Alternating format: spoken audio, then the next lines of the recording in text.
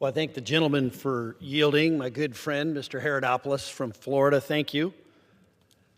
Mr. Speaker, the pursuit of the American dream, the dream of one day owning a home, is quickly becoming increasingly unattainable for so many Americans, thanks in part to costly regulations and market factors.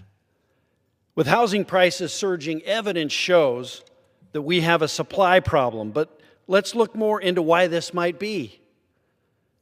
In my home state of Colorado, regulations account for 39% of the cost of building a new home. 39% of the cost is government-imposed regulation. For those who might be wondering what that means, that's if you pay $5, $2 of that is just because of regulation. That's what's causing the problem. Government should exist to provide order and protection for its citizens. It shouldn't be there with overbearing mandates that make life more difficult and expensive, especially for something as fundamental as property and home ownership.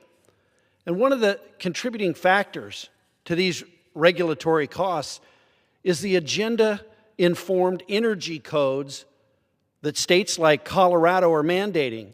They ignore science, and they even push aside stakeholders, builders, the people who actually build the homes and make this American dream. They push them aside in the creation process. Unelected bureaucrats have mandated these energy codes, blinded in their pursuit of climate change altering results.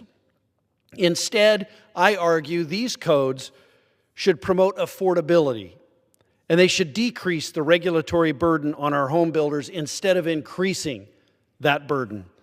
Simply put, it's impossible to achieve a more affordable home building atmosphere while adding to regulations and adding those to the books instead of removing them. Mr. Speaker, it really is that simple.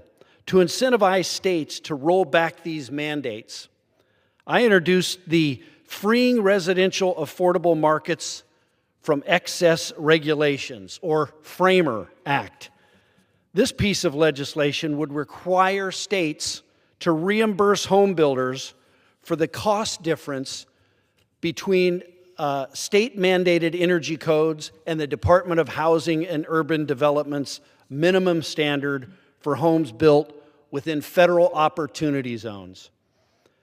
And stakeholders in my district, builders and citizens who want to reach the American dream, they tell me that the cost of energy code mandates totals in the thousands in added costs, and in some cases, tens of thousands of dollars is added cost for a home.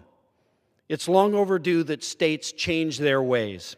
And if we want to make housing more affordable, then we have to make it cheaper for home builders to do what they want to do, build.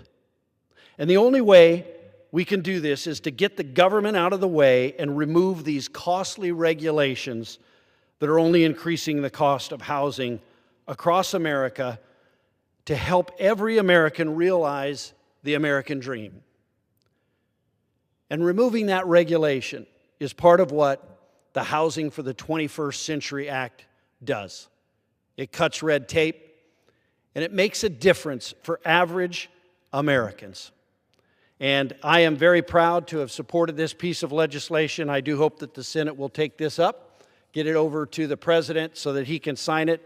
And with that, I thank my friend from Florida for the time, and I would yield back.